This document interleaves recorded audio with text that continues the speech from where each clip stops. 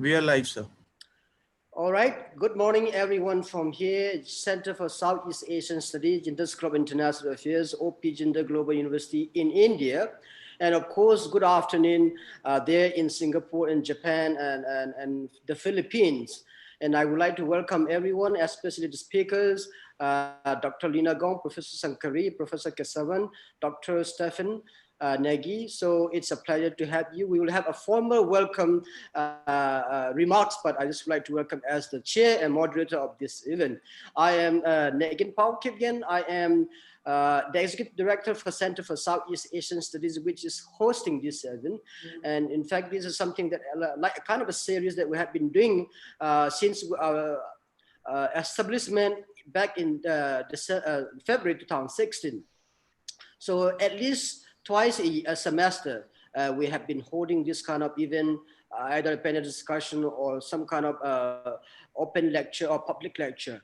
And of course, we usually do it a physical kind of a program, but because of the pandemic, I think it's I would say a blessing in disguise, because if it had been a physical one, I would not be able to invite Dr. Lina and Dr. Stephen. So it's a pleasure that we have to accept as a blessing in disguise. So again, having said that, the reason why we are putting this topic for a discussion today is the fact that Southeast Asia or Asian countries become much more and more important in terms of geopolitics, in terms of economy, in terms of what we call social and other ties when it comes to both neighboring countries as well as the major powers around the world. So having seen that changes or that importance developing in the region, I thought it would be important to discuss this very relevant and important subject today. So we are bringing together some of the best experts or people working on the issue. So I'm going to talk more a bit when we come to the discussion, but for now, I would like to welcome everyone again, and I would like to hand over this to my research assistant, Akash, who to formally welcome all the speakers and the participants. Akash, to you, please.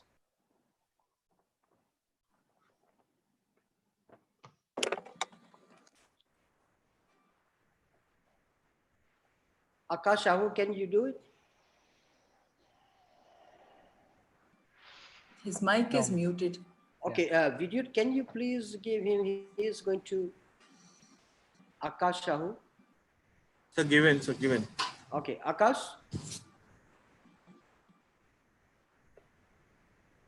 Good morning, everyone. Very good morning to all the eminent speakers who have joined us today and all the participants who have taken out their time for the discussion. Our center's first event for this academic year is Southeast Asia, a strategic region for competition and power rivalry. And as we all know, that Southeast Asia has increasingly become a theater for this kind of external competition in the region. And we feel that insights from our speakers today who have had years of experience in the subject that they're going to speak about, it will help us produce research which will be of furtherance to the area of studies. Our first speaker for today is Dr. Shankari Sundararaman. She has been a professor in Southeast Asian Studies at Jawaharlal Nehru University, and she has been working at the Center for Indo-Pacific Studies in the School of International Studies. She has, before she joined Jawaharlal Nehru University, she was a research officer and research fellow at Institute for Defense Studies and Analysis from 1996 to 2003. She was a visiting fellow at the Asia Pacific College of Diplomacy in 2003. And she has worked over there in Australian National University on trilateral relations between India, Indonesia, and Australia, which we closely look at the center in JG over here. It'll be very interesting, Dr. Sundararaman, to listen to you about where India stands in all this matrix and how by its foreign policy, it will be able to maintain an amicable presence in Southeast Asia.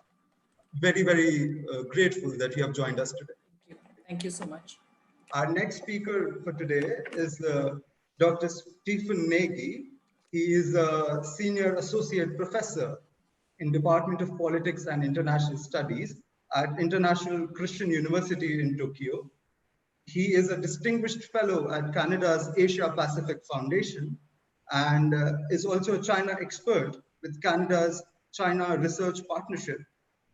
He also holds a fellowship position with the Canadian Global Affairs Institute and the Japan Institute for International Affairs.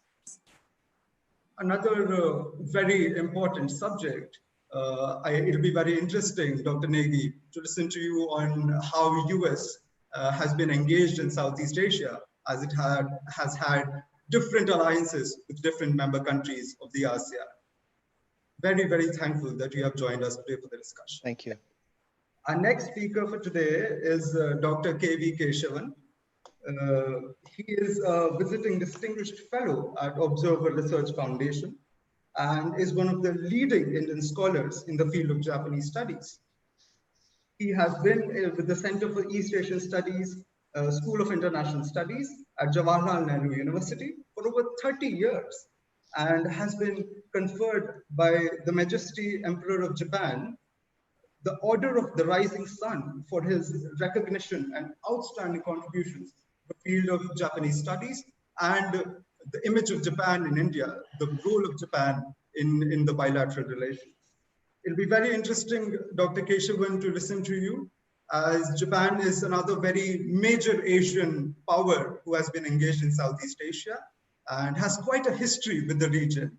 Its relations with the region have had a dramatic change from what it was in the Second World War. And I think you'll be able to give us a true picture of where things stand at the present time. Thank you for joining us today. Thank you. Our next speaker for today is Dr. Alina Gong. She is Research Fellow at the Humanitarian Assistance and Disaster Relief Program, Center for Non-Traditional Security Studies at RSIS in Nanyang Technological University. Her research interests include China-ASEAN relations, non-traditional security in East Asia, humanitarian studies, and global governance. China has been in the news for very many different reasons, and some of those include its engagement with Southeast Asia. It'll be very enlightening, Dr. Gong, to listen to you how it has maintained its relations and where could we see it all going forward. Thank you very much for joining us today. Pleasure to join. I'll pass it over to Dr. Kipkin to take the discussion forward. All right. Thank you so much, Akash, for doing that excellent introduction to each speaker. So without further ado, I would like to invite the first speaker of the event, Professor Sankari Chandraraman, to talk on India's Act East policy and the potential benefits and challenges for Southeast Asia. And the floor is yours, Professor Sankari. Thank you so much, Dr. Kipkin, for this very, sweet introduction that both you and Akash have given us. I would like to first and foremost thank the OP Jindal University Center for Southeast Asian Studies and you particularly, Dr. Kipkin, for asking me to be part of this panel as you kick off your academic session. Like you said, I think there is a blessing in the way in which this has actually taken shape, because had it been only a physical panel discussion, you would have had scholars only from India, because every panel discussion doesn't allow you to bring in scholars from other regions. You know, the fund crunch is a huge matter. So in some senses, I think that the pandemic has also allowed us to explore possibilities that we did not look at earlier. So at the outset, sincere thanks to all of you, and I'm happy to be on the same panel as all the other presenters who are there, and I look forward to hearing all your papers. Before I move to the aspect of looking at India's Act East policy and the impact that it has had, I would like to sort of for a minute just focus on the actual theme of this conference. When we talk in terms of strategic rivalry and Southeast Asia as a region for competition and power rivalry, I think we need to understand that Southeast Asia for several centuries has been at the core or the center of the power rivalries that we see in the region today. Almost as early as the 11th century, when the trading between the Indian subcontinent and the Chinese region had already begun, you see that Southeast Asia already looked at being at the crossroads of this. And I think someone who has actually articulated this really well has been the works of Professor Anthony Reid, and where he talks of Southeast Asia as being at the crossroads. And we see that this strategic rivalry, or the question of power rivalry in this region, has continued to exist during the colonial period also, when the colonial powers were carving a space for themselves in Southeast Asia. This entire focus of the region, coming under the influence of power rivalries was very critical. Subsequently, we also see this, that after the decolonization phase also, we see something similar in the region, because the Cold War was there, and as a result of the Cold War, the power rivalries between the superpowers continued in the region almost well up until 1991, when the Cambodian conflict was resolved. Interestingly, what you see is that for almost about a period of a decade and a half or 2 decades, we saw that multilateral processes in the region began to be shaped. And we realized that there were lots of scholarship had come out, especially from constructivist scholars, that you are looking at ASEAN and Southeast Asia as being able to move towards a kind of a security community. And that security community would actually, be the way in which the future processes of multilateralism in the region would take shape.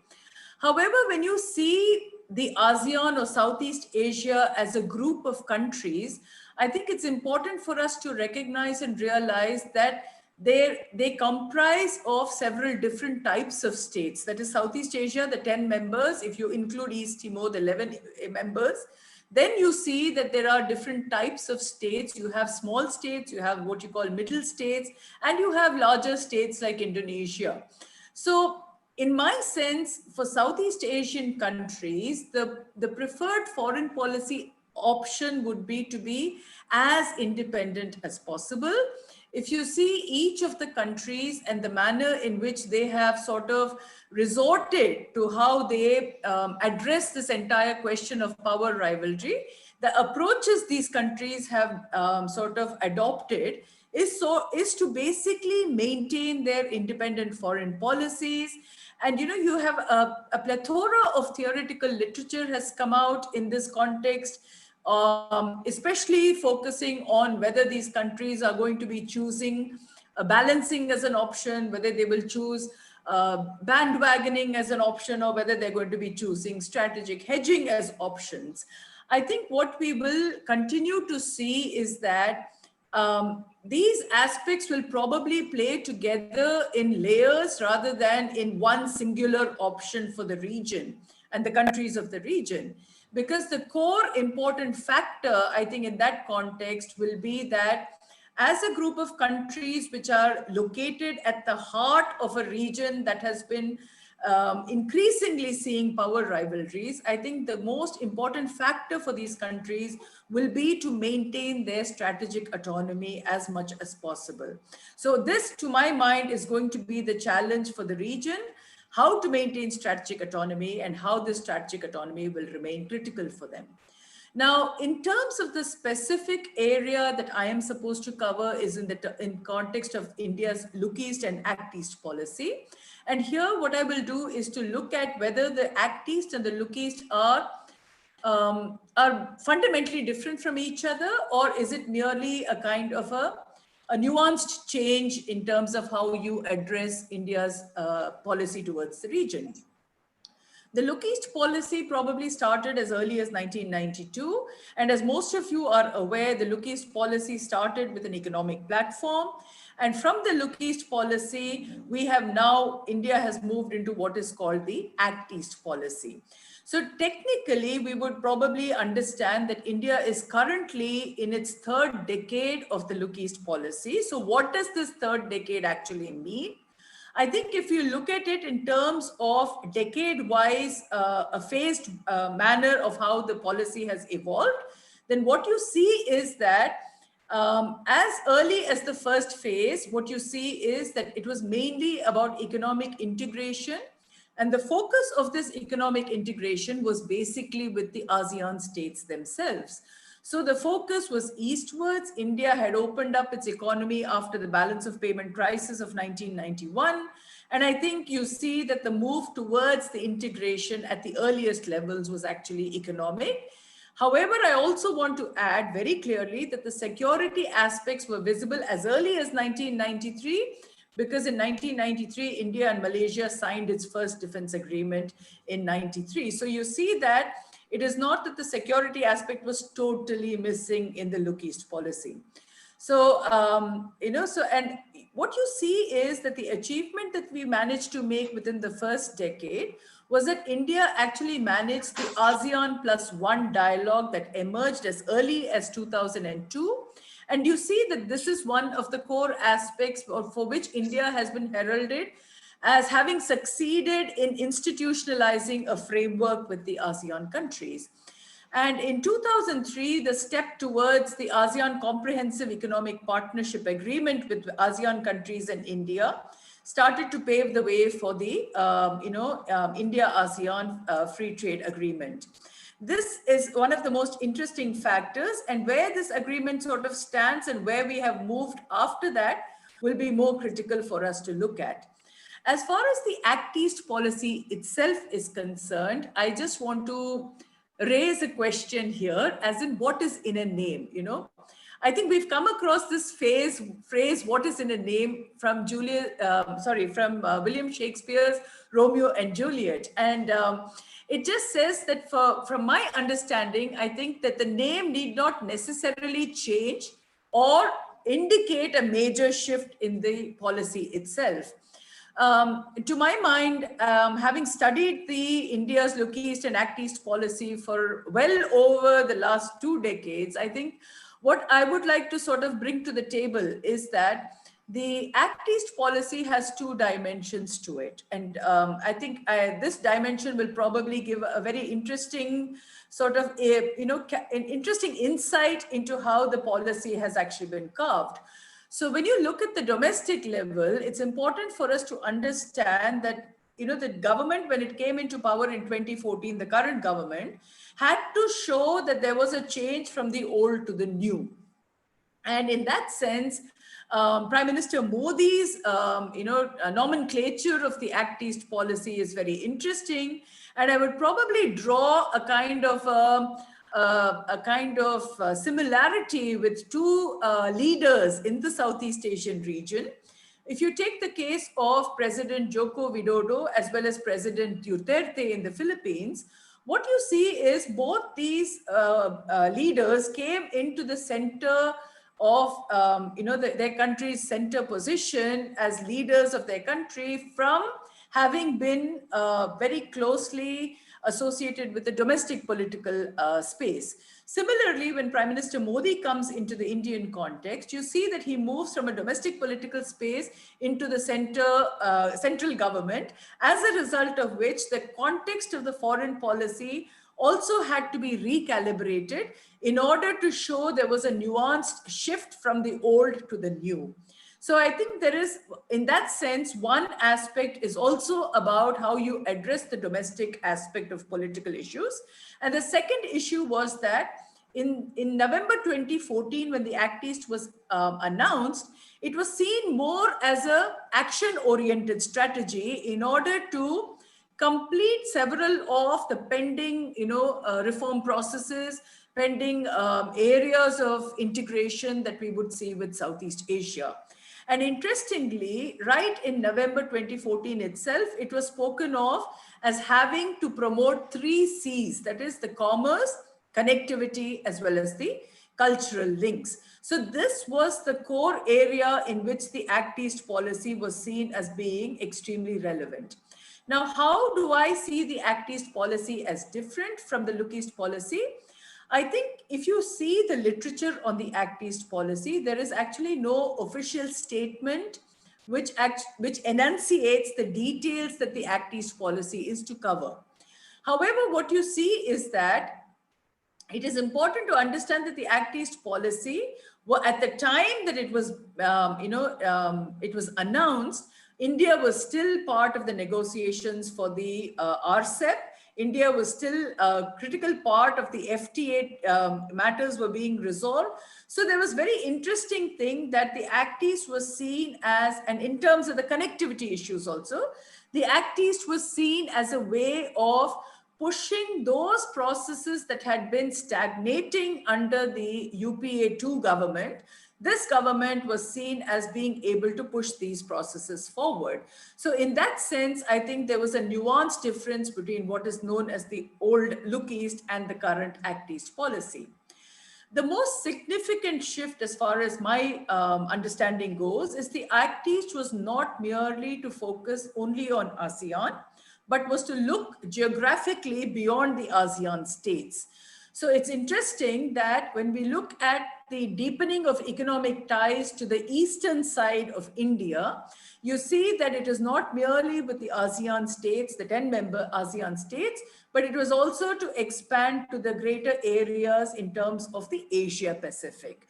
So the Act East basically meant that Southeast Asia would not be neglected in any respect, but beyond Southeast Asia, India would seek to intensify its strategic engagement with countries in East Asia, such as Japan, China, and South Korea, as well as Australia, New Zealand, and the Pacific Islands, as in terms of being a broader Asia Pacific kind of an approach.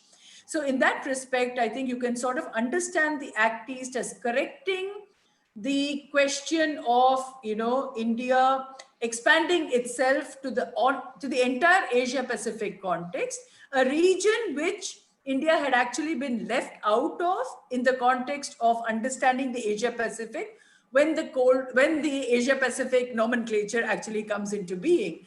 So in that sense, India had never been an Asia Pacific state, but the Act East actually brings it closer to the Asia Pacific.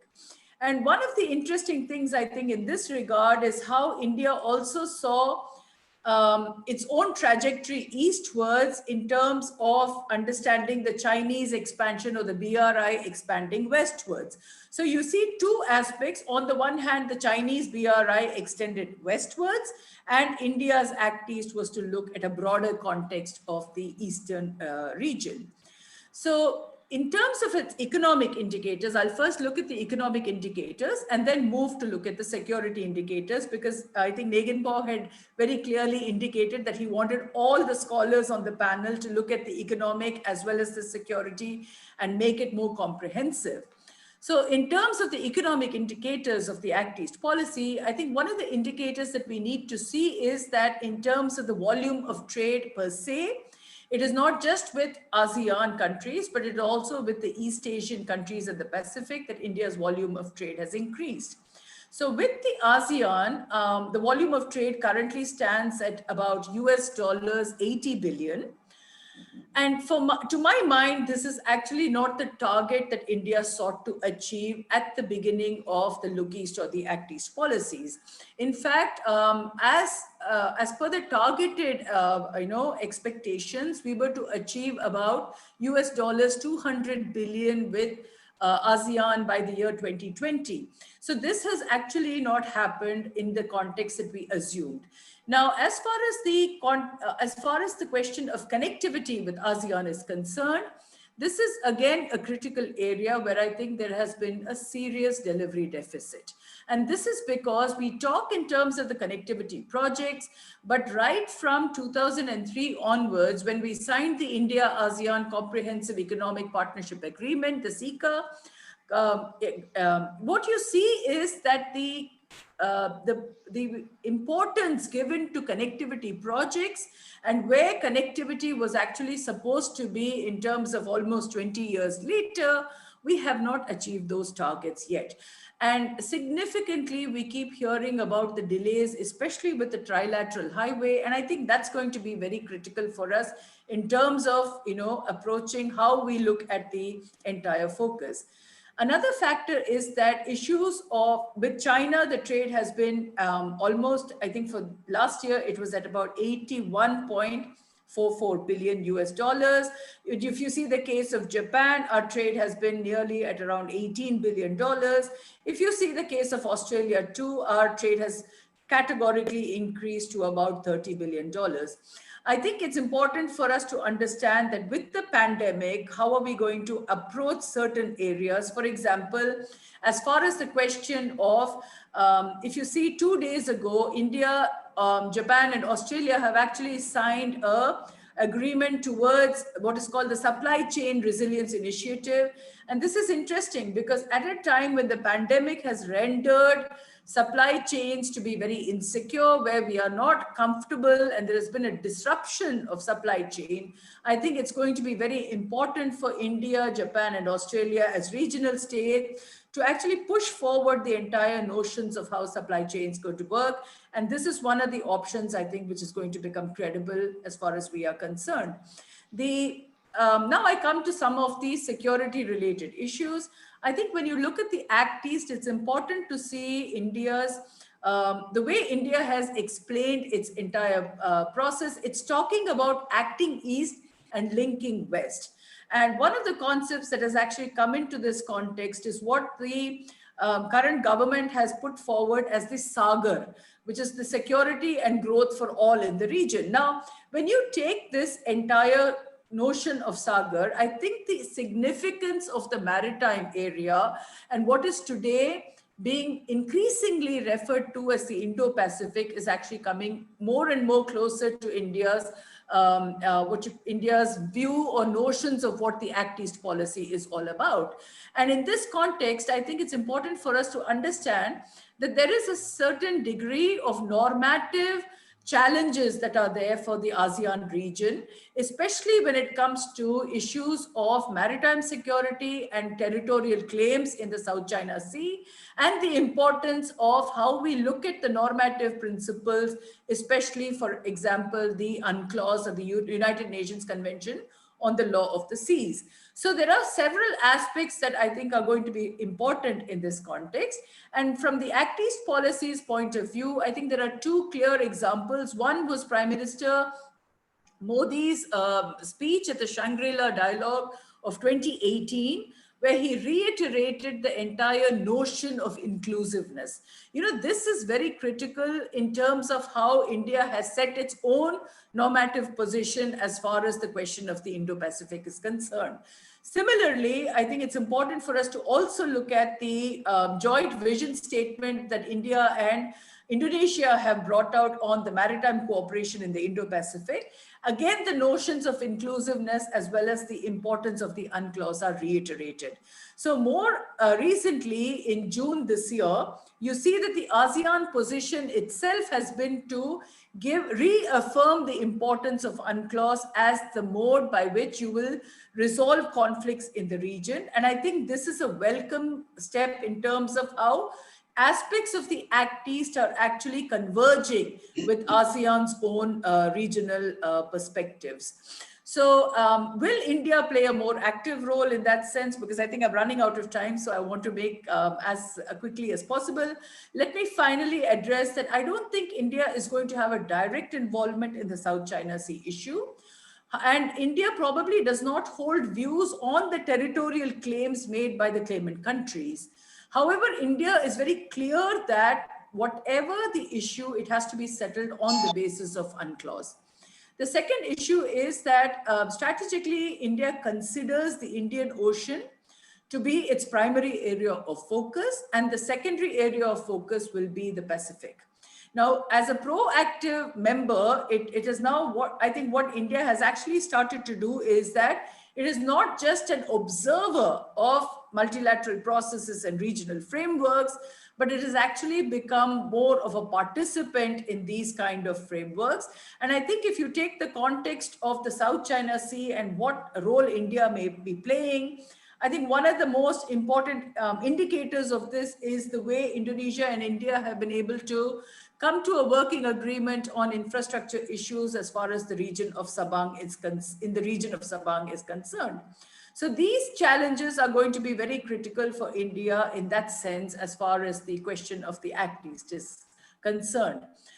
In terms of other security level indicators, I think India will continue to support the core ASEAN-driven processes, ASEAN +1 with the India initiative, the ASEAN Regional Forum, especially on non-traditional security issues, the ADMM Plus on traditional matters of security matters, the EAS as one of the most important diplomatic initiatives, as well as the ASEAN Expanded Maritime Forum. All these areas are going to be critically important for India in terms of how it engages in its context of the Act East policy with these multilateral processes. Simultaneously, I want to add that there will also be mini-lateral processes as well as bilateral processes, which will be critical.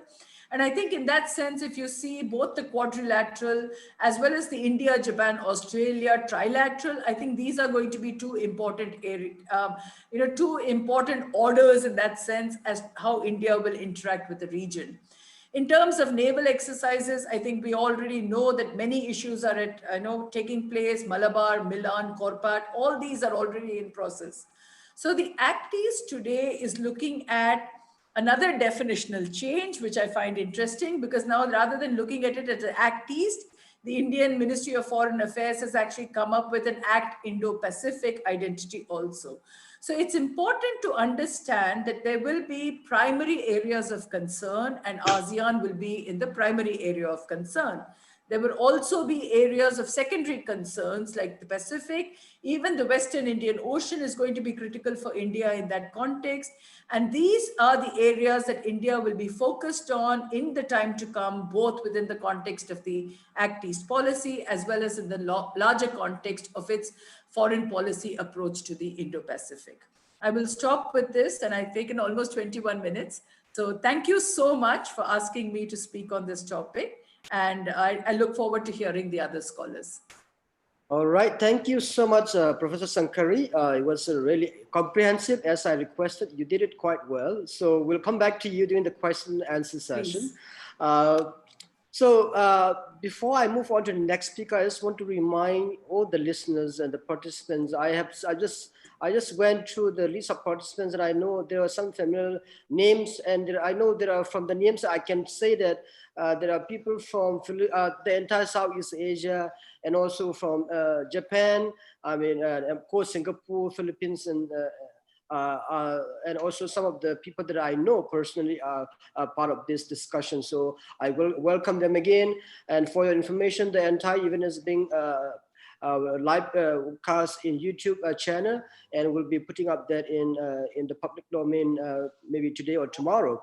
And again, I want to remind everyone, including the speakers, in case you have a question for the other speaker or especially the participants. So please submit that question in the chat box right after the entire the speakers have done their part. I'm going to collect those questions and go through them.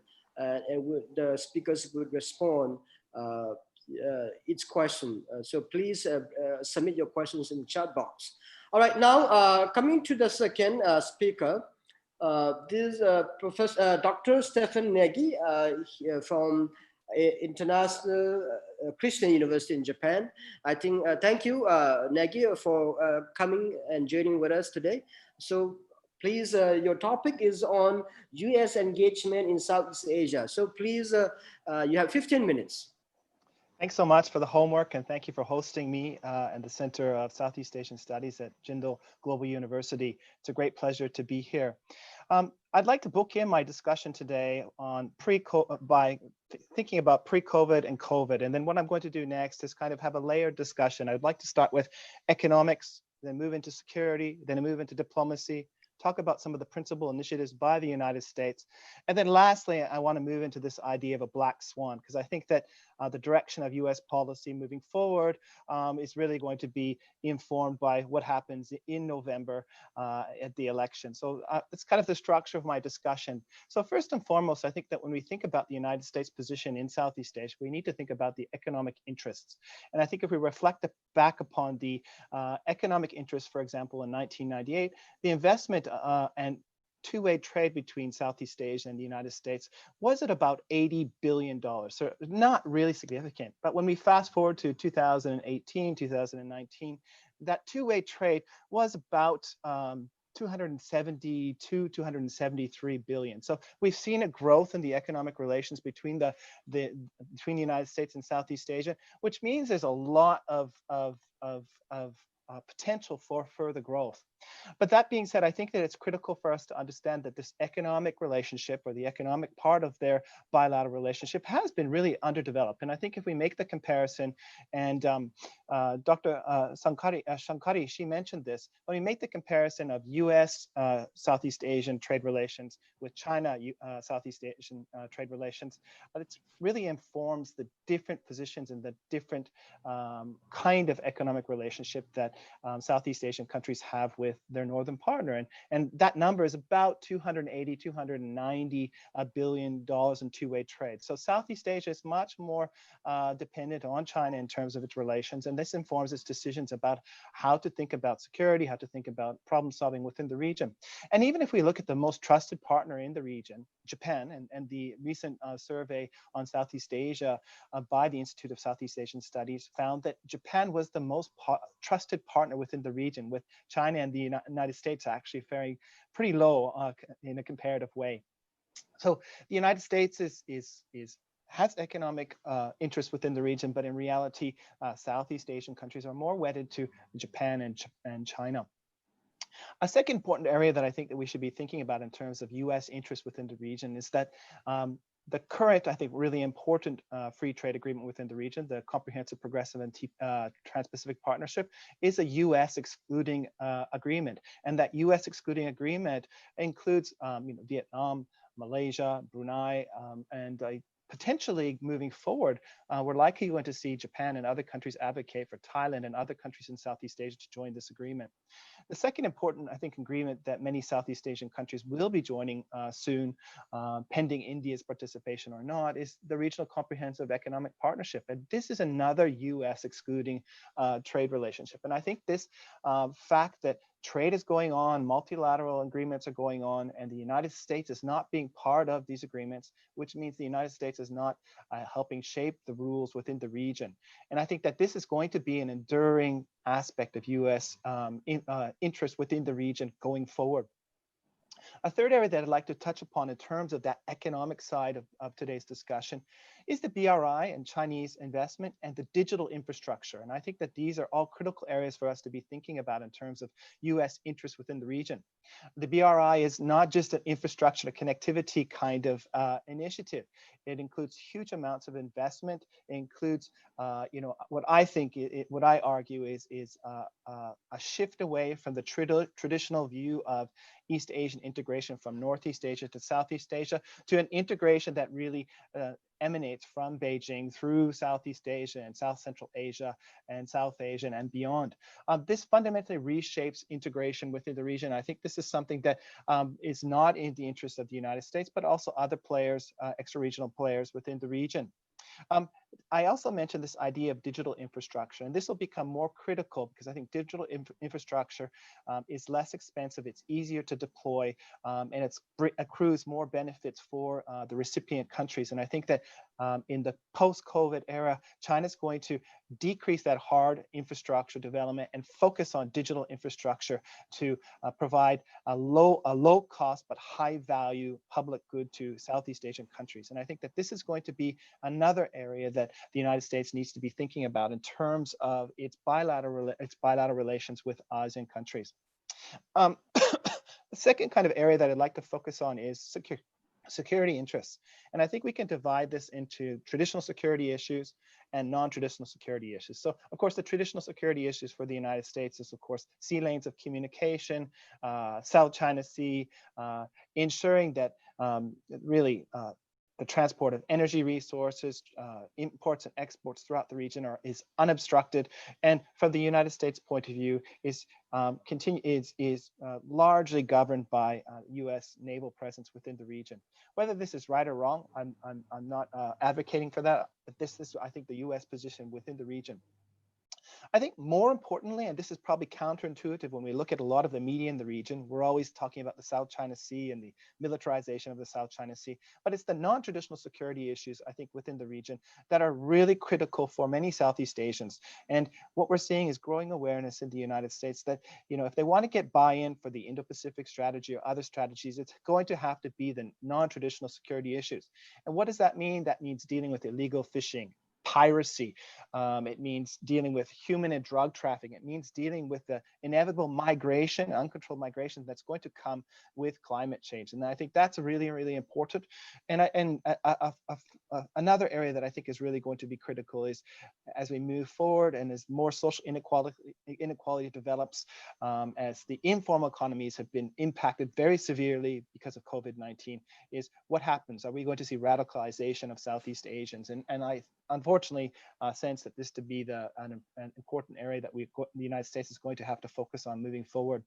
A third area under the security aspect, I think, is this idea of a rules-based order. And we hear a lot about the rules-based order. We hear a lot about trying to forge a consensus with other countries within the region to control some of the behavior of certain states, whether it's building islands within the South China Sea or rejecting decisions by the Permanent Court of Arbitration. The third important area that I think is really critical is diplomatic interests. And here, I think the United States has a nuanced and an interesting understanding of the diplomatic interests within the region.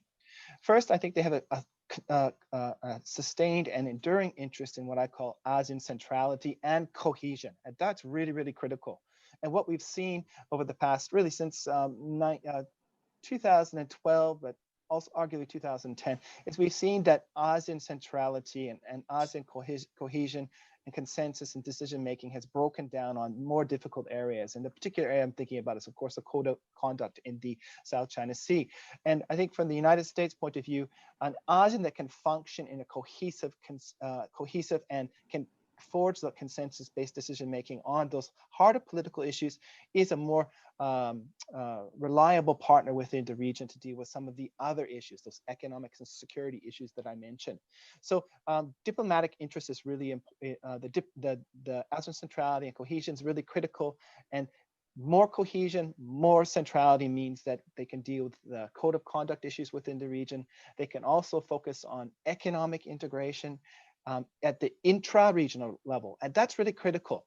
The more intra-regional integration that goes on within ASEAN, that means that they can function more cohesively and more with more resources to push back against great power politics within the region. And that is ultimately the theme of this discussion, right? Strategic competition and rivalry within Southeast Asia. And if Southeast Asian countries want strategic autonomy, that critical role to allow them to navigate between great powers, they need to have more resources that they can use. A second important area a second pillar of this diplomatic interest, I think, is alliance partners. Today, we have Thailand, Singapore, and the Philippines, which are treaty alliance partners with the United States. But these alliance partners are not necessarily written in stone. And I think that we have wavering partners. The Philippines is wavering under President Duterte. I think that we have wavering partners in terms of Indonesia, who is constantly trying to balance US-China relations. Thailand, I think its strategic interests have diverged away from the United States, which is going to make it more difficult for it to keep that alliance. And third, I think the fourth one is Malaysia. Malaysia is a kind of it keeps flipping back and forth. We see it having a hard line against China and pushing back, and then accepting China as a negotiating stance. So these are really interesting. The third diplomatic area, of course, is I think the burgeoning partnerships. And then the burgeoning partnerships, of course, is Vietnam. Despite the challenged non-aligned position that Vietnam takes, it recently updated that in June 2019, as well as Myanmar. Myanmar seems to have fluctuated between its U.S. position and the Chinese position. So moving on from, I think, those core areas, I think the principal initiatives that we can focus on within the region, of course, is the Indo-Pacific strategy. And in my notes, I have a big question, because I think the United States Indo-Pacific strategy is a strategy that seems to be evolving, and it's a strategy that continues to adopt more the Japanese rhetoric, focusing on ASEAN centrality, focusing on infrastructure, connectivity, and some of the other activities that I've mentioned will come up in that. But I think one of the signature initiatives under the Trump administration, of course, is the Indo-Pacific strategy. The principled security network, of course, is another area that the United States is actively cultivating. And here we have the economic prosperity network is really trying to create a group of countries that can have more synergistic economic relations. We have the Asian Edge Initiative, which is trying to promote sustainable and secure energy markets. So we have this pillar of energy. We have the Clean Network Program, again, trying to focus on the digital arena, which is going to be a really, really important area moving forward. We have the Blue Dot Network with scholars such as Jagannath Panda from the Institute of Defense Studies Analysis in New Delhi, right about. There's some really important network initiatives that the United States is part of. And lastly, of course, the Australian-Japan-US Trilateral Infrastructure Partnership. The problem with most of these is that they're quite low scale, they're small scale compared to the Chinese counterpart. And as a result, they can't provide the resources to the region. And without, money talks. That's I think that most of us understand that expression. Money talks, and without putting up more resources for the region looks to China or Japan or outside players to provide resources to build infrastructure and to promote development. The key and I think enduring national interests of most countries in Southeast Asia. So let me finish by thinking about those black swan events. And I think the COVID-19 and upcoming post-US election leadership are really black swans for us to be thinking about the region. So let's start with the COVID-19, of course.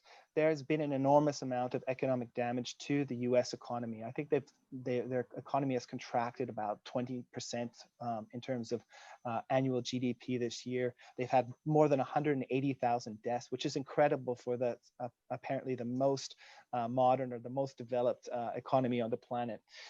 So how is the United States going to manage all these initiatives within the region financially, as well as in terms of deploying their defense capabilities to the region? And I think this is going to be a challenge moving forward, whether it's a Trump administration or a Biden administration.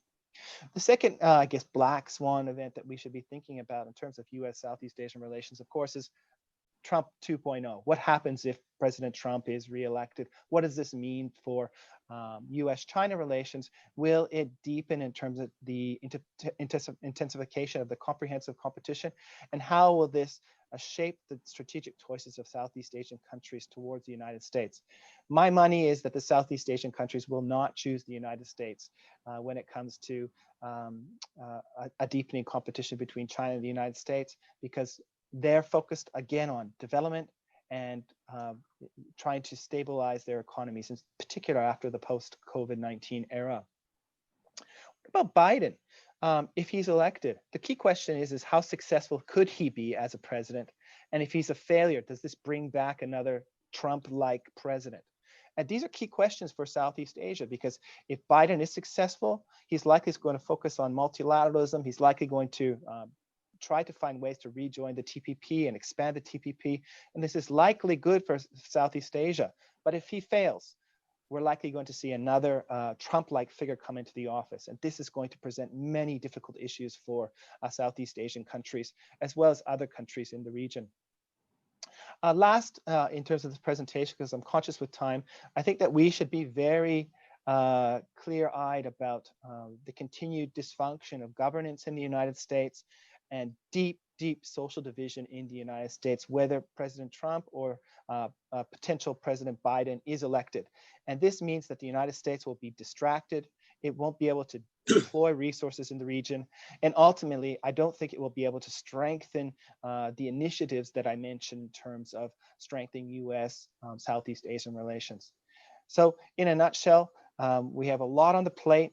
US Southeast Asian relations are moving, I think, in a positive trajectory, but we have a lot of headwinds moving forward as we look onto the US elections, but also the post-COVID-19 scenario. Thanks so much. Thank you so much, Stephen. Yeah, again, you cover pretty much comprehensively. And so, of course, you make some important predictions, important in the sense that whether it's going to be true or untrue would, I mean, is some of them going to be depend upon what's coming up in the election in November. So, and I hope some of the listeners, the participants would raise some relevant and important questions as well. Now, coming to the next speaker, in fact, he is the most senior person among us. I would like to acknowledge that. Professor Kesavan from Observer Research Foundation. He's going to talk about Japan's economic assistance and ties with Southeast Asian countries. The floor is yours, Professor. Thank you very much, Dr. First of all, let me express my sincere thanks to Kippen and also his colleagues.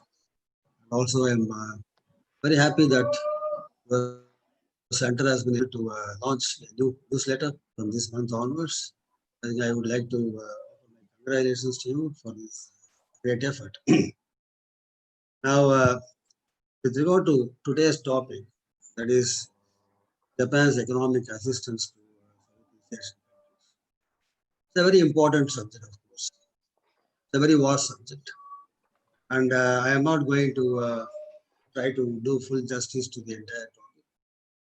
I would like to highlight a few important aspects of Japan's economic involvement in the region. First of all, what is the importance of the region itself? If you know, if you follow the foreign policy of Japan, you realize that ASEAN has always been a major element in Japan's diplomacy. And in my opinion, ASEAN region has been very, very successfully handled by the Japanese. Compare Southeast Asia with what is happening in China or South Korea. These two countries have still not reconciled themselves to the war legacies.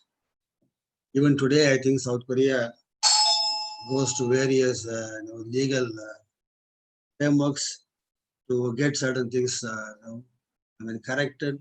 They think that injustice was done to South Korea during the Second World War, etc. Such things you don't really hear from Southeast Asia. Southeast Asian countries have really reconciled themselves to the need for interacting with Japan, particularly economically. Now, when you talk about Japan's assistance, I think you have to start with one major effort made by the Japanese a long time ago, that is reparations. The starting point of Japan's post-war economic diplomacy is the reparations.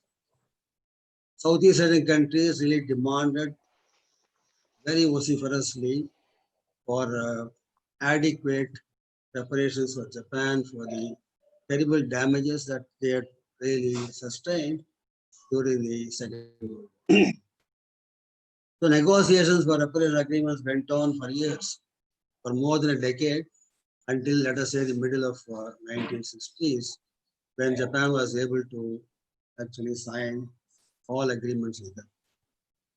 Now, the importance of these agreements actually lies in the fact that Japan agreed to supply capital goods as well as industrial plants, etc. to these countries. And at that time, Southeast Asian countries were really very poor. And just then, of course, the decolonization process itself had ended, and therefore they were in search of economic resources. So reparations really came very handy for them, and industrial plants, for example, they could really use. And similarly, there were also many terms within the reparation agreements for promoting economic cooperation between the two sides. So it's very important. Therefore, I think I will not go more into details because it will take a long time. But I think reparations form the beginning of Japan's economic cooperation process with Southeast Asia. Secondly, in 1955, for example, Japan also joined the Colombo Plan, which is again a very important platform for promoting economic cooperation between the. Then later, within a year after that, Japan also undertook a very big project for inviting technicians from Southeast Asia, and similarly, Japan also sent various experts to this region. So that was also a very important aspect of cooperation that was really prevalent between. But more importantly, I think in 1971, 72, even 74, there were anti-Japanese demonstrations in Southeast Asia. Because by 1972, 74, Japan had already emerged as a very big economic power. And then business people were very active in Southeast Asia. And the Japanese, the people of this region were very suspicious of what Japan would like to do in Southeast. Therefore, there were anti-Japanese riots in particularly Indonesia, Thailand. So in order to overcome such challenges, in 1977, Prime Minister Fukuda came out with a formula called Fukuda Doctrine, in which he clearly enunciated three major principles. One is, he said that Japan would really completely eschew military path to achieve its economic or political ends. Therefore, I think militarism would have no place in Japan's diplomacy with regard to Southeast Asia. And secondly, he also said that Japan would also establish a fair degree of trust in dealing with the people of. Thirdly, Fukuda said that, well, when Japan is very close to ASEAN countries, it does not mean that we are neglecting Indochina countries. Therefore, he said Indochina and ASEAN countries should coexist, and Japan would be a bridge between these two groups. And subsequently, I think Fukuda also did a lot of things for improving and developing great and close economic relations with Indochina. So that's about 1977, which is, I think, is a landmark development in Japan Southeast Asia relations. Later on, of course, in 1985, the famous, what do you call? So many, Japanese manufacturing companies, after the treaty that was signed between Japan and South Asian countries, they went in large measure to the region, and also they set up their manufacturing bases in Southeast Asia. And that was again a very important development, and also agreement actually. And and that really gave rise to more and more active, connections between Japanese business people and also their counterparts in this. And therefore, Southeast Asia became an important base for manufacturing. And then Southeast Asia also, they were able to export their own products from Southeast Asia. See, these companies from Japan, they did not produce things only for home consumption, but those products also were used for exporting to other countries. Therefore, the export base of Southeast Asia also became very, very strong. After that, of course, during the 70s and 90s, the Japanese economy was very, very strong. And Japan was the topmost aid giver to other countries. And Southeast Asia actually got about 20 to 25% of Japanese ODA during those years. And Southeast Asia was a preferred region for the Japanese government. So after 90, in the meantime, I think Japan also was slowly getting involved in some of the political questions. For example, Cambodian peace. So after 1977 onwards, I think after the Cambodian crisis took place, Japan was very much involved in establishing peace in that region. And ultimately, Japan became the real administrator for the peacekeeping operations of the United Nations. It's called UNTAC, United Nations Transitional Administration in Cambodia. And a Japanese man called Mr. Asashi, Mr. I forget his name. I think he was the chief administrator, and then under him, of course, two important international conferences were convened for bringing financial aid for. Now, Japan itself gave more than 200 to 300 million dollars at that time for the economic rehabilitation of. Therefore, Japan was slowly getting involved in political issues, say by the end of, let us say, 1990. So now, after that, today you talk about Japan's, Mekong diplomacy. Every year there is a summit meeting. Already 12 summit meetings have taken place. This year the 13th one took place. I think Japan has really extended enormous amount of aid to 5 countries, namely Laos, Cambodia, Vietnam, Thailand, and Myanmar. In each country you find Japanese ODA playing a very, very important role. Myanmar, for example, how they are developing their economic zones, etc. How Japan is trying to balance China in Myanmar also. Similarly, I think Japan should really seek the help of other countries, including India. India, for example, is very much interested in Myanmar's economic development also. So I think there's an opportunity for India to collaborate with Japan, the rehabilitation of economic rehabilitation of Myanmar.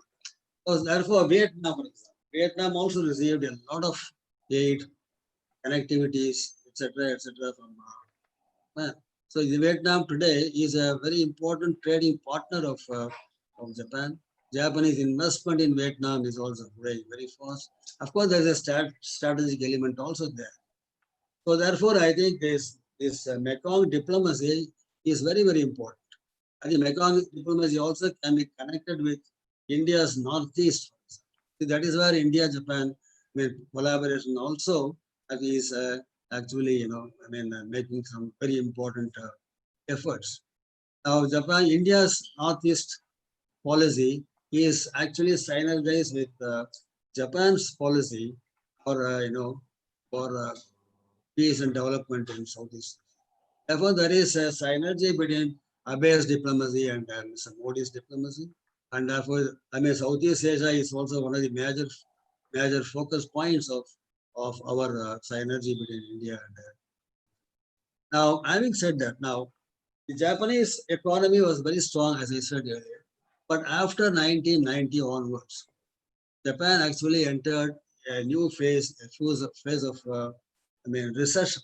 For 10 long years, I think Japan was really under recession. That was reflected on Japan's aid policy also.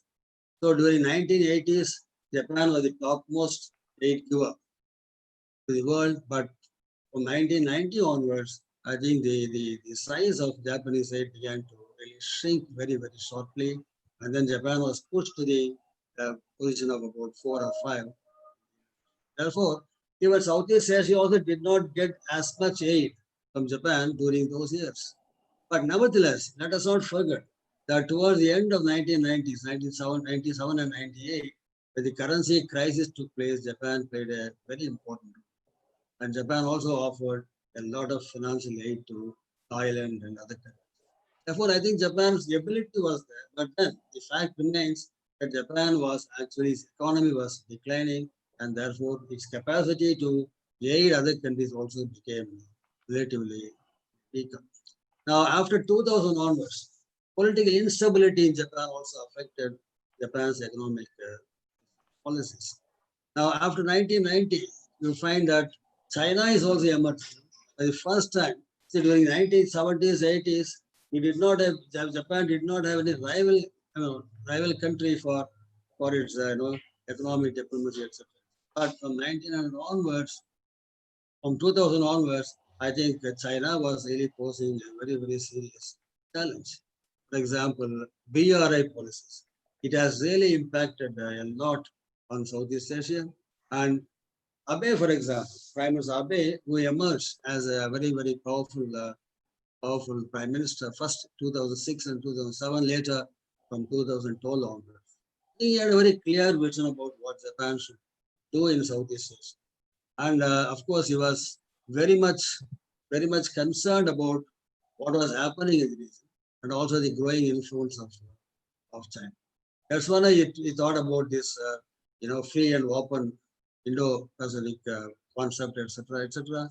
And of course, he also took the support of other countries, USA, for example, also Japan, USA, India, and Australia. So they are really supporting this five concept. And also Quad, for example. Japan has been very, very powerfully supporting Quad. Because Japan, which reinitiated the Quad idea under the leadership of Kono, for example, Foreign Minister of Japan. Therefore, I think Japan, but in the meantime, certain important, figures also are worth noting. One, in case of trade, now China has actually overtaken Japan in the regional trade. I think today, the bilateral trade between China and ASEAN is more than 450 billion US dollars, whereas Japan ASEAN trade is about 240 to 250 billion. And similarly, investment also, China is investing. China is investing about the same as Japan. It has really caught up with Japan. Earlier, Japan was in a very, very dominant position, but then Japan's position is now slowly going down, and China is trying to catch up with. Similarly, assistance also, economic assistance. China's BRI is really making a very big impact in connectivity programs and so on and so forth. And China is, Japan is trying to respond to all this. Now you see for example, race between the two countries, China and Japan, in the field of high-speed railway system. How China actually won over Japan in the case of Indonesia's, Bandung, connecting with some other city, high-speed, Jakarta Bandung, high-speed railway system, how China was able to win over. Now, similarly, in other areas also, I think there's a very, very stiff contest between the two countries. So this is going to really continue. As long as Abe is there, I think Abe will try his best to see that China is very successfully balanced by various other measures. But now Abe is going to leave, is going to retire. And in his place, we don't know, I think there's a man called Suga. He is not as powerful as Abe, and he is a very newcomer. He does not have any great experience in diplomacy. Therefore, we have to wait and see how he is going to conduct his station. Now, with regard to, when you talk about Japan's assistance and Japan's diplomacy in Southeast Asia, I think India also inevitably comes with. Indo-Japanese partnership is also very important, very relevant to Southeast Asia. I think Dr. Shankari mentioned about Act East policy, etc. I think that's very much significant with regard to India-Japan policy. Also, how synergy between Abe's FOIP and then Act East policy, how it is really going to impact Southeast region is also a matter of great significance. I think we have to wait and see. So on the whole, I think Japan's role in Southeast Asia so far has been extremely successful. As I said earlier, of all the countries, I think Japan alone has been able to successfully tackle the challenges posed by the war legacies. Today, you don't have any bitterness on the side of the Southeast. Now, having said that, we do not know whether Southeast Asian countries, which one they will really choose, China or Japan. Now, with regard to Japan, of course, there is absolutely, as I said earlier, there is a very, very close, cordial relationship between the two. I don't think they have anything to suspect Japan's, motives. Japan has really, as Fukuda said, Japan actually was able to win over by mere trust. Trust is very, very important. I hope that will continue for a long time. Thank you. Thank you. All right, thank you very much, Professor Kesavan. Right, now we come to the last speaker, Dr. Lina Gong. Before I invite her, I know, Lina, being the last speaker has always an advantage. You can cover whatever is missing from the speakers. But unfortunately or fortunately, when you talk about Southeast Asia relations with any other country around the world, either it be India or United States or Japan, you can't set aside the role of China. So China has always been there in any aspect of Southeast Asia relations with other countries. But again, I think that's an advantage for you, I would say. So now the floor is yours. You have 15 minutes. Yeah, thank you for having me. And it's a great honor and pleasure to join a panel of senior scholars to discuss this very important and interesting topic. So my intervention today will be from China's relations with Southeast Asia.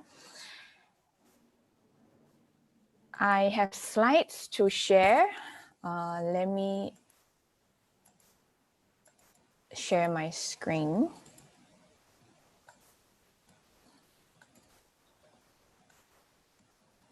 Okay, China's engagement in Southeast Asia. So this is the structure of my talk today. I'll give an overview of China-Southeast Asia relations, and then I will proceed to the specific areas, economic ties, and then security relations. In this part, I will divide into two components as the previous speakers have done. Traditional security issues, I will focus on the South China Sea disputes, and then I will discuss non-traditional security cooperation between China and Southeast Asian countries with a focus on emergency management. And then I will conclude my presentation with an assessment of the state of the relations. So first of all, an overview of China-Southeast Asia relations. As our previous speakers take a more historical approach to examine China's Southeast Asia's relations with other major powers, I will focus more on the current dynamics, specifically since President Xi took power in 2012. So since 2012, China has placed greater emphasis on its relations with its neighboring countries or neighboring regions. This was evident in the convening of a top-level meeting on China's diplomacy in its neighboring countries. And Southeast Asia is among the adjacent regions of China. And Southeast Asia has been important for China since the normalization of relations in the 1990s. In the 1990s and 2000s, this region has been a window for China to engage the rest of the Asia Pacific through regional mechanisms like ASEAN Regional Forum, East Asia Summit, ASEAN Plus mechanisms. And second, Southeast Asia has been the theater for great power competition. During the Cold War, it's between the US and the Soviet Union. As China has become more powerful in recent years, we have seen a heightened or intensified competition between China and the United States, sometimes including Japan, India, for influence in this region. And economically, Southeast Asia has been important for China as well. China became Southeast Asia's greatest, largest trading partner around 2008 and 2009. And early in this year or late last year, Southeast Asia became China's top trading partner. So economic and trade ties has featured heavily in China-Southeast Asia relations. Having said that, we have also seen China's diplomacy in this region tested on both the economic front as well as in the security domains. So first, let's focus on economic ties, the most important component of China-Southeast Asia relations. I will focus on the BRI briefly due to the time constraints. The Belt and Road Initiative is a signature of China's economic diplomacy in the era of President Xi. This was announced in 2013. Then how is Southeast Asia related or relevant to the BRI? So I will see in many ways. First, Southeast Asia has a part or the one of the two routes of the BRI, which is the Maritime Silk Road cut across the body of waters in Southeast Asia. And we have also seen Southeast Asian countries as the major destinations of BRI investments and projects.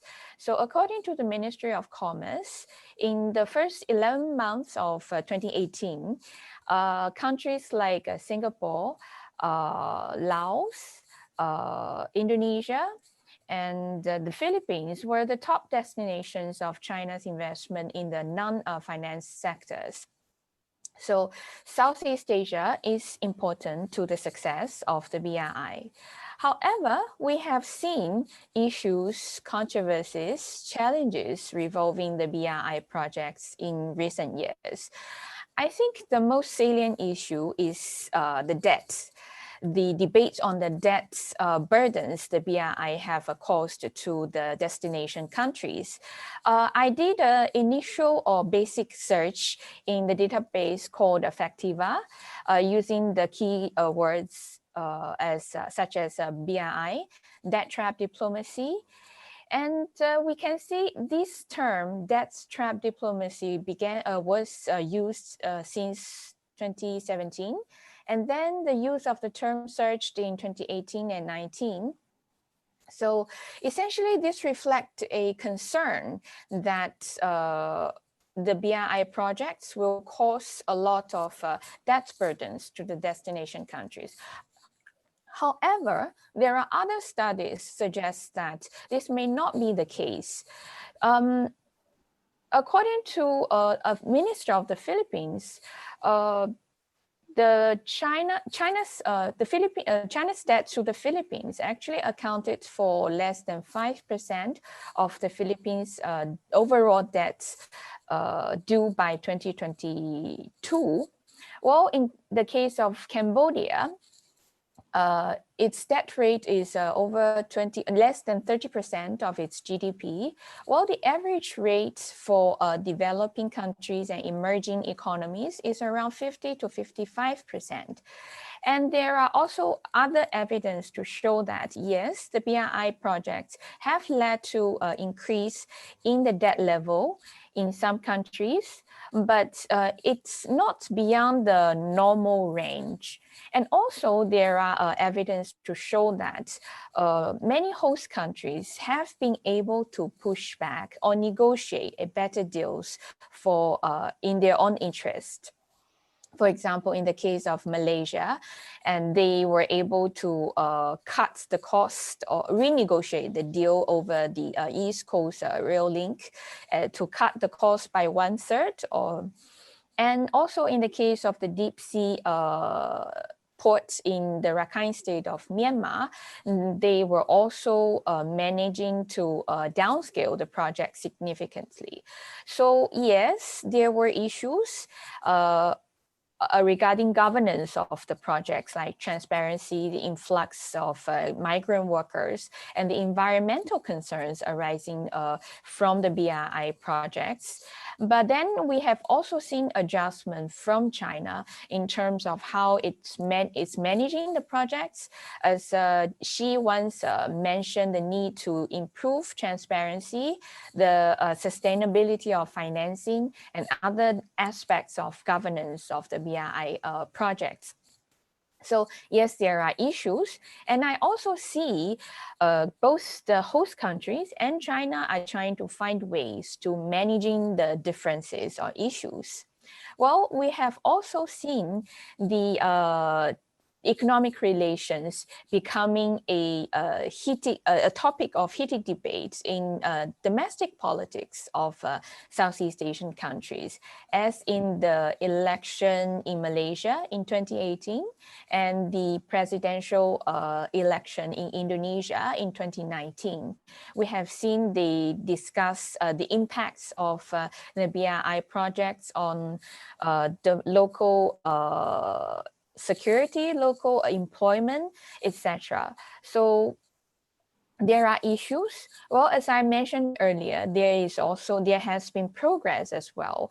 Countries have been able to renegotiate their deals, and some of the projects which were suspended for a while, like the Jakarta-Bandung high-speed railway and the Malacca Gateway in Malaysia, etc., actually were resumed and proceed. So there is a mix of issues and progress in this area. Now let's look at the security domain. First, traditional security. I think the South China Sea has attracted a lot of attention and caused a lot of concern. While the debates or the disputes have been there for decades, attention to the issue or the area rose significantly around 2010. Despite their different positions, I find a consensus or common observation among both Chinese and foreign scholars that China has become less reluctant to defend or assert its interests in this area, depending on which term you would like to use. And we can also see from the trend of media reports on the issue. I search also Infactiva with key terms as China's assertiveness, South China Sea and disputes. Then you can see from 2010, the reports containing these keywords began to increase. And then it reached its height in 2016, when the arbitration ruling was handed out. And then it gradually dropped. So these can also give us some indication of the situation or level of tension in that area as well. So how has this issue or have these disputes affected China's relations with Southeast Asia? I would say we have to divide it into different levels or different actors.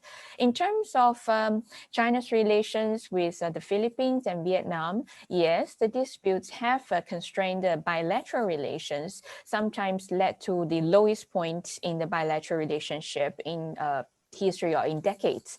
For example, in the Philippines, China had standoff with the Philippines on a few incidences, including in 2012 on the Scarborough Shoal standoff.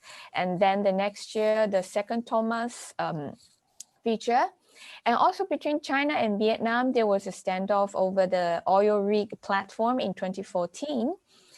And this situation in South China Sea has affected China's relations with ASEAN to some extent. We can see ASEAN was unable to reach an agreement or consensus on its statement after summits in 2012. And also in 2016, there was also some controversy over the statement. So China have been accused by some media or in some media reports for causing divide within the regional organizations. Well, on the other hand, we can also see China managed to maintain relatively stable relations with other claimants of the disputes like Malaysia and Brunei. But of course, these countries do not concede or change their principled relations, but they chose to choose a different way to engage China on this issue. And another point I would like to draw everyone's attention is that the China-Southeast Asia relations actually is quite broad. Even in terms of security relations, it's not just South China Sea. So the disputes are only part of the overall relations between China and Southeast Asia. As we have seen between China and the Philippines, actually the relations have been repaired and warming up in after the ruling. And in Vietnam, I recall I read somewhere about the remarks of the Secretary General of the Vietnamese Communist Party when he was visiting China in 2011. He said that these disputes is only part of China's Vietnam relations. So the overall two-way relations are much broader than the disputes. And Non-traditional security issues actually provide a venue or channel for China, Southeast Asia to de-escalate tension, to maintain dialogue, and to build or rebuild their trust. It has been a channel for trust building, reassurance since the late 1990s. There were two landmark events in this period that laid the foundation for further cooperation in NTS. One is the 1997 Asian financial crisis. The other is the SARS epidemic in 2003. And also in this period, we saw China ASEAN signed a joint declaration on NTS cooperation in 2002 and a memorandum of understanding in 2004. And this MOU was renewed twice, at least in 2009 and 2017 lately. And under Xi, we have seen a strengthened interactions in these NTS issues, particularly in emergency management. I will define two areas in this discussion. One is response to natural hazards. Southeast Asian countries, several Southeast Asian countries are prone to disasters, like Indonesia, the Philippines, Myanmar, are often having tropical storms, cyclone, earthquake. While for countries like Vietnam, Thailand, Cambodia, they are more prone to slow onset disasters like flood and droughts. So there are needs for cooperation. China and ASEAN signed a memorandum of understanding on cooperation in disaster management in 2014. In this MOU, China pledged around $8 million to support ASEAN in building its capacity in dealing with disasters. But of course, later, there were some issues about how to use this amount of grant. Recently, the two sides started to discuss how to use this amount of grant. Well, during COVID-19, we have seen China play a very active role in providing assistance to Southeast Asian countries. I will see China's engagement can be divided in several levels. The first level is a provision of medical supplies, which China has been delivering to a majority of Southeast Asian countries, I would say. And then it also included dispatch of medical teams. China sent to the Philippines, Malaysia, Cambodia, Laos, and Myanmar. Some of these medical teams were actually from the military, so military medical experts. And also during this pandemic, we have seen enhanced interactions between the Chinese military and the Indonesian military. The military medical experts had dialogues, exchange of experiences and views on how to deal with this outbreak. And the Ministry of National Defense of China also donated supplies to their Indonesian counterpart. So we can see that NTS issues can actually create opportunities for further or strengthened interactions, even among the military, which are usually more conservative and hardline. So I will conclude my talk with an initial assessment. First, I would say yes, we have seen differences becoming more pronounced between China and Southeast Asia in some areas on some issues.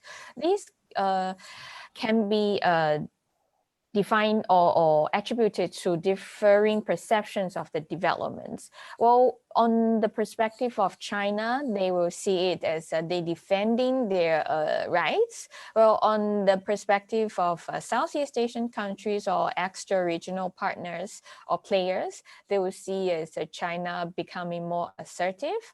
So it depends on which position you take. And another factor that contributed to contributing to these differences is the historical legacy. Although the Cold War ended a long time ago, well, China's support of the communist insurgency in this region, this memory about that part of history still linger to some extent in this region. So these contributed to the distrust in China to some extent. And we have also seen the role of other major powers. They do have significant influence on Southeast Asian countries to various extent on different issues. Like in the for the US, take the US as an example. In the South China Sea issues, countries may see it as a counterbalancing force against China. While within the context of economic and trade relations, there are other competing source of investments and supports like Japan, Australia, even South Korea, EU, etc. So China has competition even in the economic and trade areas. So how China is going to deal with it is pose a test to its diplomacy.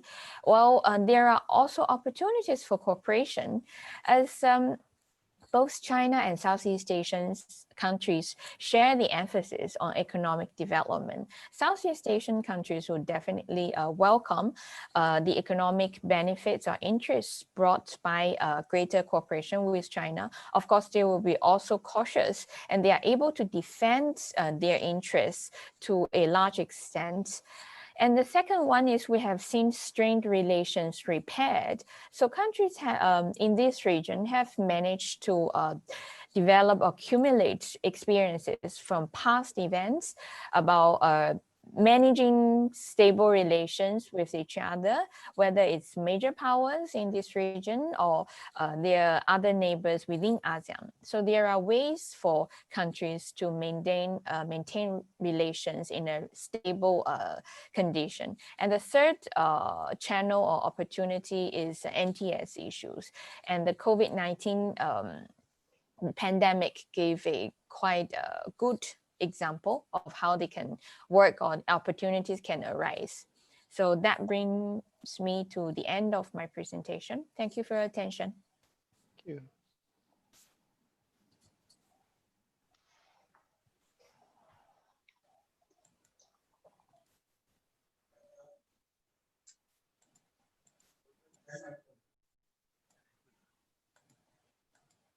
All right, thank you very much, Dr. Lina. In fact, it was very comprehensive. So was, but unfortunately, I don't know whether this is a good thing or a bad thing, but we are running out of time. We are now, but anyway, we'll try to extend a few hours more. Sorry, a few minutes more, and we'll go because I have received many questions.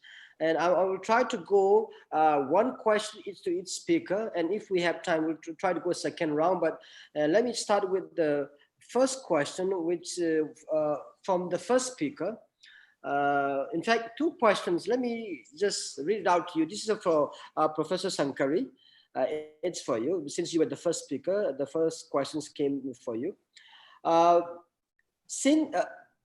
Since you mentioned that India is not an Asia-Pacific state, hence it is not in APEC. But now India has come up with a new Act Indo-Pacific, within a quote, strategy. Is India overextending itself? What strategic interest India has in Western Pacific? That's the first question for you. I hope you get the question. If not, please let me know. I think so. Yeah. The second question, if I may read it out. The second question from the same person. I know he is from ISES, Institute of Southeast Asian Studies from Singapore, but I'm not going to name here. Okay. Yeah. What is the current thinking in New Delhi concerning the RCEP? The remaining 5 participating economies are doing their legal scrubbing of the RCEP draft text. What are the prospects of India's eventually returning to the RCEP? So if you may answer those questions. Okay. May I take the questions now? Yeah, please. Yeah, all right. I think it's interesting that you've brought out these 2 points, and I want to actually focus on them because these are critical. If you look at the entire notion of the Asia Pacific itself, the Asia Pacific actually was an economic oriented kind of a concept with a secondary level of the cooperation at the security level coming in. With India, almost up to 1991, you see that India had remained focused inwards. We were not an economy that was focused outwards. The Asia Pacific economy was very diversely different from what the Indian economy was till 1991.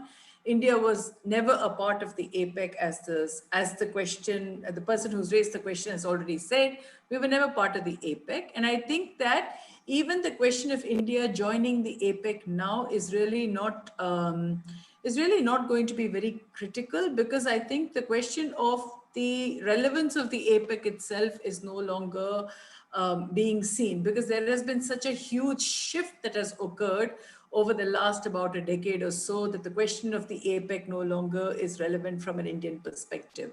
There's a huge change that has happened, okay? Now, when you talk in terms of India becoming part of the Indo-Pacific, I think the Indo-Pacific itself is a very different strategy as compared to the erstwhile Asia-Pacific. And these are conceptually very different ideas, you know. The Indo-Pacific is driven by compulsions of geopolitics. It is driven by huge structural changes that are happening in the region that we are living in. And as a result of that, India's engagement with the Indo-Pacific will happen at multiple levels. So I think to compare Asia-Pacific and APEC and Indo-Pacific is like, it's going to be different. The two are actually diversely different. And it's not just a nomenclature shift, as I see it, but I think there is a great deal of geopolitics that is involved in the shifting terminologies. And I think India has to now feature how it is going to respond to the Indo-Pacific in terms of a larger strategic kind of a vision, rather than looking at it purely from an economic or a security point of view. I think that would answer the APEC question. The second question on the RCEP is definitely relevant. It was regarded as one of the key opportunities for India also. Now, I want to just go back and sort of focus a little bit on the actual negotiations that India went through in terms of the India-ASEAN free trade.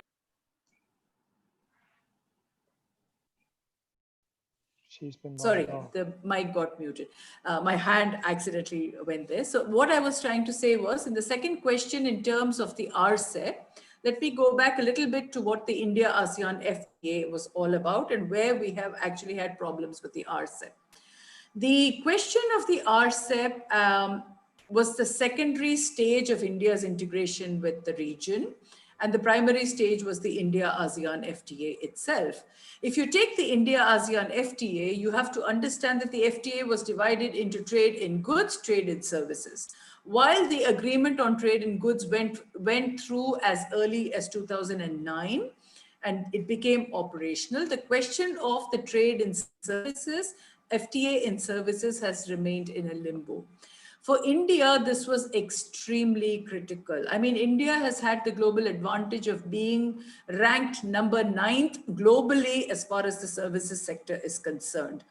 And key areas, for example, when India tried to look at options of health infrastructure in the case of Indonesia, India did not get into the health infrastructure sector. It went to South Korea instead. Similarly, if you take the case of education in the context of Myanmar, it went to Australia. It didn't go to India. The health in education sector, we did not benefit from that agreement. So the question of the services sector has actually held India back credibly as far as its its willingness to open into the RCEP is concerned. And I think secondly, I think the whole question of how India would respond to cheaper Chinese goods coming into the Indian market was also a credible area of concern.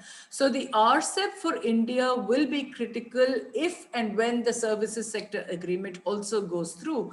We cannot afford to move into the regional comprehensive economic partnership agreement while India continues to not have the complete its processes as far as the services agreement is concerned.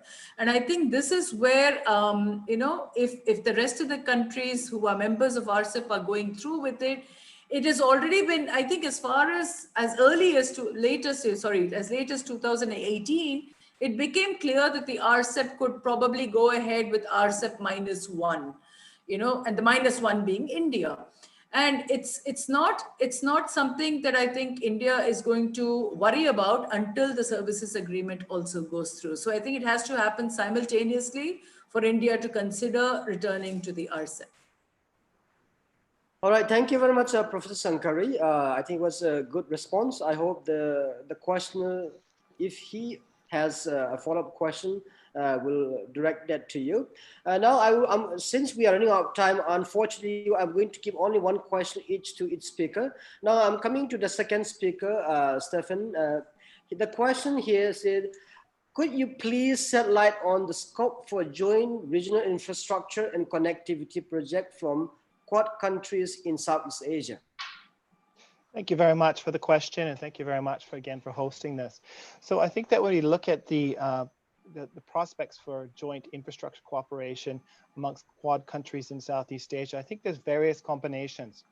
To illustrate, for example, India and Japan have the Asian-Africa Growth Corridor. So this is one particular combination. We have the Japan, Australian, US infrastructure initiative, which is another initiative to fund infrastructure. So what is the priorities for those Quad countries within the region? And I think that, again, it goes back to the idea of hard and soft infrastructure. I think it's moving towards digital infrastructure. And I think in the post-COVID area, what we're going to see is initiatives that try to fortify the informal economy, not just the formal economy, because the informal economy and most of the economies in Southeast Asia have been impacted in an asymmetric way compared to the formal economy.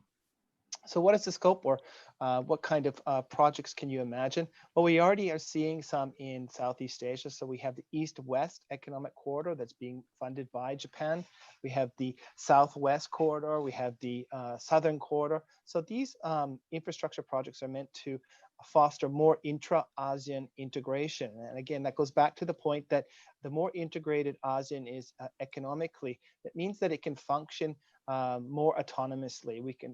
The idea is to increase the strategic autonomy of Southeast Asia so that it can not be subject to the push and pull forces of great power politics within the region. And I continue to see the United States working with Japan and Australia, but also India to really promote that intra-ASEAN integration, because they see a cohesive and an ASEAN that can make the consensus-based decision-making on not only soft issues, but more difficult political issues as being a more reliable partner.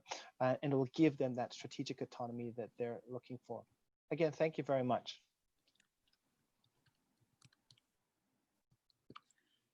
All right, thank you very much, Stefan. All right, since we are running out of time and our IT team is going to move the platform for another event in a few minutes. So unfortunately, I had to wrap up this one. But before I do that, I just would like to, since she's a guest speaker from Singapore, here's a question for Lena.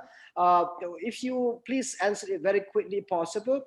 Is there really widespread public expectation in China, as claimed by the Chinese Communist Party, that ethnic Chinese in Southeast Asian nations should know and do the right thing in supporting Beijing in the disputes in the South China Sea? If there is, what is the basis of such public expectation? Just simply blood ties, regardless of how remotely it may be. Lena? First of all, I would thank for the person raising this question. And I would say the expectation from, may I rephrase the question? Is it the expectation of Chinese public over the overseas Chinese? I think more of the Communist Party of China expecting from its expatriates or the Chinese living outside of mainland China in Southeast Asian countries. I think they will, of course, expect overseas Chinese playing a bridge as a playing the role of bridging China's relations with the host country or where they are. But to the specific issues, I would not, or I can't speak for the Chinese government that what they want. So I would say they hope the overseas Chinese can play a positive role or constructive role in China's relations with Southeast Asian countries. Yeah. All right. Okay. Thank you very much. So since we're having a couple of minutes left, so may I ask Professor Kesavan to make it very quick response to this question? In the backdrop of increasing political uncertainty, Japan might not be able to outspend China and not cast aside the long-standing diplomatic ties with the US. Would bolstering non-economic dimensions of engagement help Japan in building their relations with ASEAN? To reinvent the engagement with ASEAN, what can Japan do? A very short answer, please. I hope I really understood the question properly. See, as far as Japan is concerned, I think USA is very, very important. And even the Japanese role in Southeast Asia is very much conditioned by the by what USA is doing. Because I mean, as far as I am concerned, I think Abe actually to take all his measures with regard to Southeast Asia. I think by and large, I think he has gone ahead with USA. Therefore, I think as far as China is concerned, China is also very important for Japan. But Chinese policies with regard to various regions, including Southeast Asia, are really not acceptable to, not fully acceptable to Japan. And therefore, I think Japan is extremely cautious about what China is doing in Southeast Asia. On the other hand, they would like to go along with US policy, whether it is Trump or whether it's Obama, doesn't matter. As far as Japan is concerned, I think America is very, very important. All right, thank you very much. Now may I invite my research intern, Mehika Kotari, to give the vote of thanks. Mehika? Yes, good afternoon. First of all, good afternoon to all the speakers. And I would like to thank everyone for a very interesting and detailed discussion. Special thanks to Dr. Kipgin for sharing this very interesting discussion and emphasizing that, and I think he was very right when he stated that the role of China can never be kept out whenever we are discussing Southeast Asia. Then a special thanks to Dr. Shankari Sundaram for stating that the role of Act East Asia and how it has evolved over years, and Dr. Stephen for pointing out the few black swans that we'll be looking out to, and also how the US election results are going to affect the South China Sea relation with US. Dr. Kesavan for the detailed analysis of Japan and how trust is very important for any geopolitical association to grow.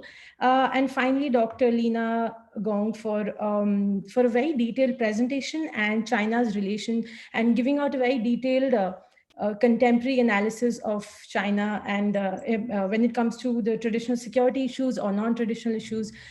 Also, this wouldn't have been possible without the university administration. So thank you to the university administration and Vidyut for all the technical help. So thank you all the speakers for concluding this wonderful discussion. Professor Kipgin, if there are any final words. All right, thank you, Mehika. I really appreciate it. In fact, I have 9 research assistants or interns and analysts working at my center currently. They are behind the backbone of organizing all this event. So I would like to say thank you to each and every one of them. And also once again, from the bottom of my heart, I would like to say thank you to all the speakers coming from different countries and making this session very interesting. And as I said in the beginning, we'll be putting up this video in the public domain. So you'll be able to see that sometime this evening or this evening. So hopefully we'll meet again in the future events. So thank you so much once again. Since we are running out of time, I have to stop there. But thank you. Namaste, everyone. Thank you. Namaste. Namaste, Thank everyone. you.